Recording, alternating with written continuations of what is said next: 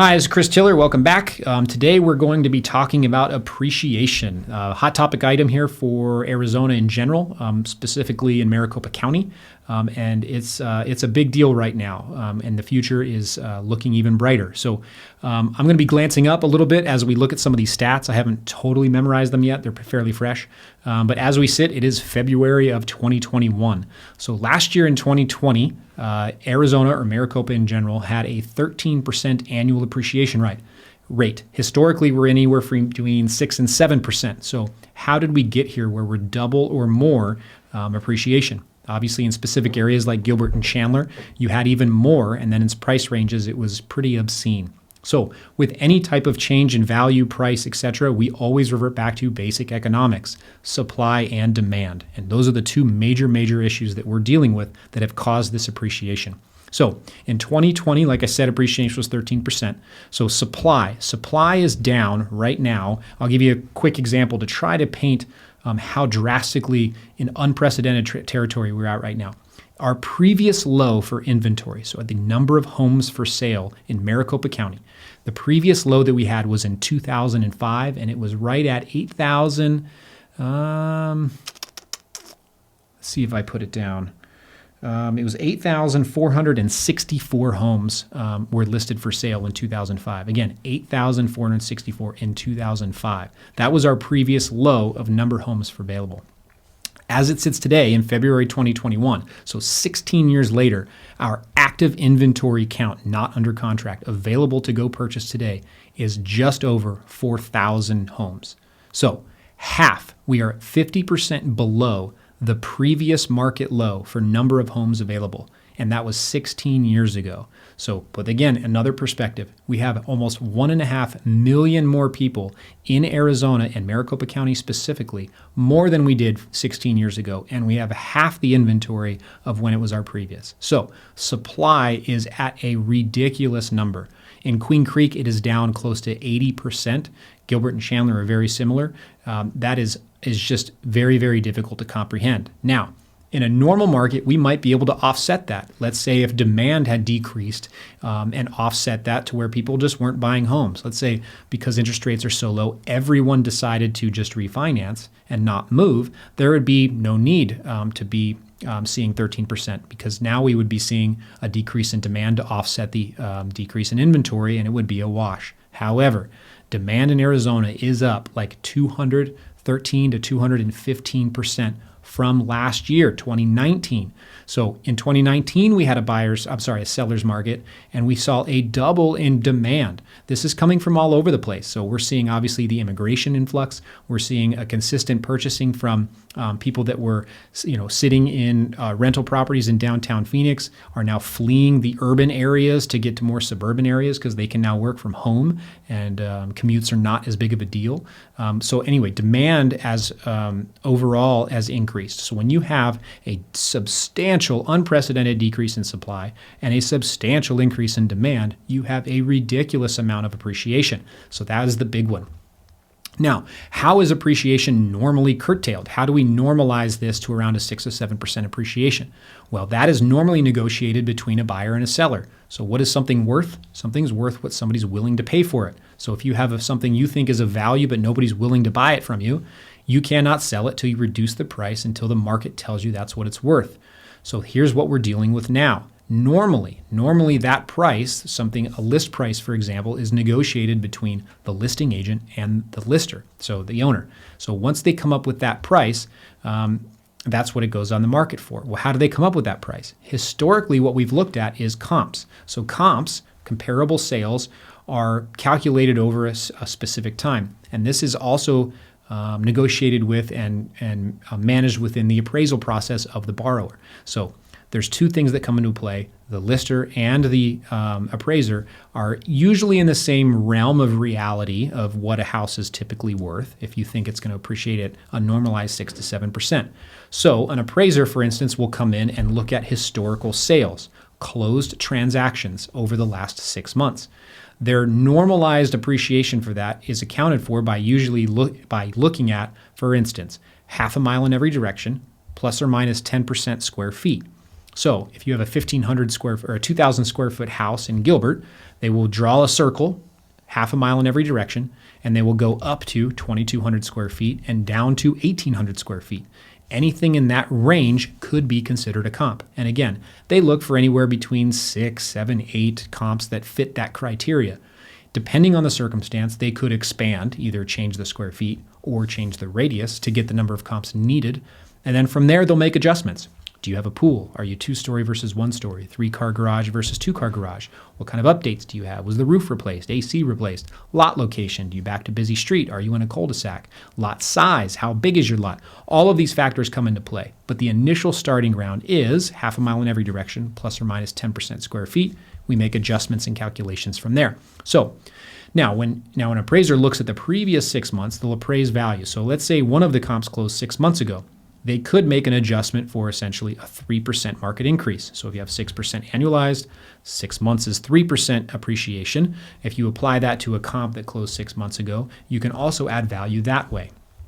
Here's what we're dealing with now. So now we're dealing with people that are coming in and going above market, so above the list price. So let's say you have a house that's listed at $400,000. Where does this appreciation come from above our normalized amount?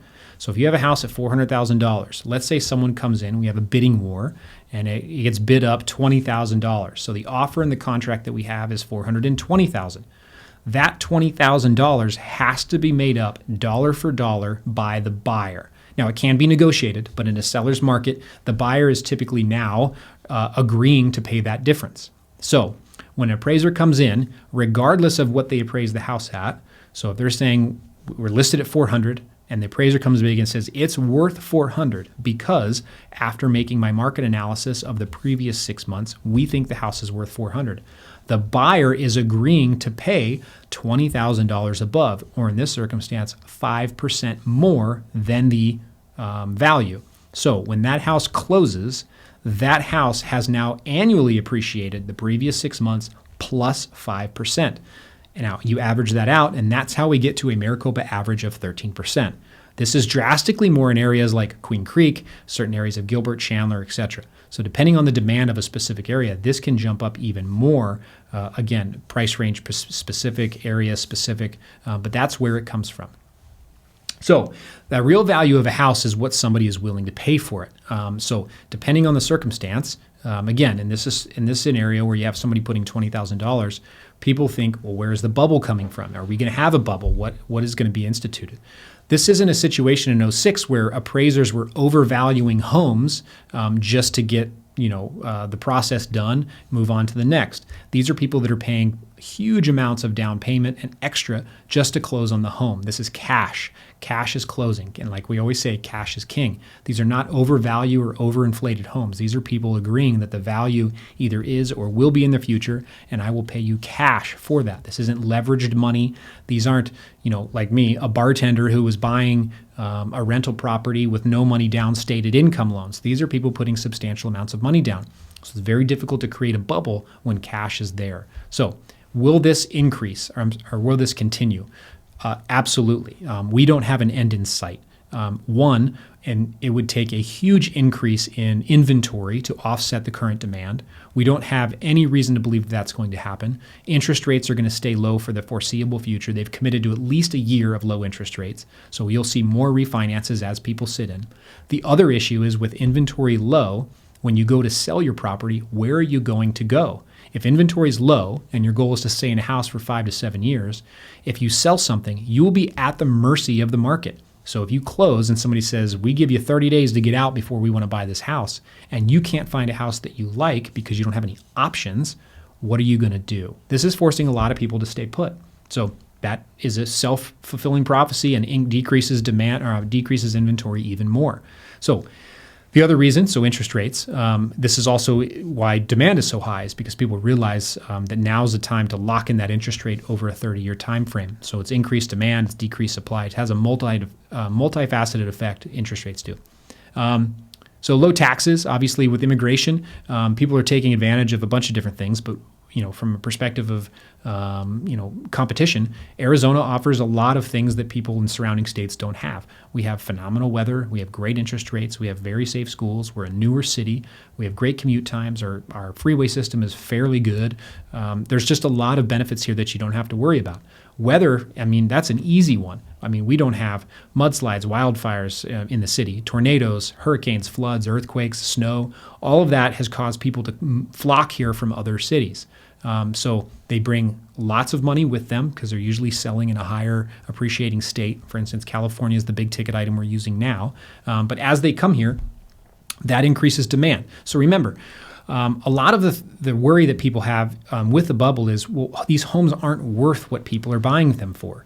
And I tend to agree. Listen, if you're offering $50,000 above a $400,000 list price, it's very difficult for me to jump on the value for that. I totally understand where people are coming from. Here's the difference. If you're moving from California and you don't know historically that $400,000 house 3 years ago was $300,000 house, that doesn't matter to you. What matters to you is you're moving from an area where your house was $1 million. You're buying that house here for $400,000, and you're either buying cash or you're putting $200,000 down. So you have a $200,000 mortgage at 2.75% interest rate.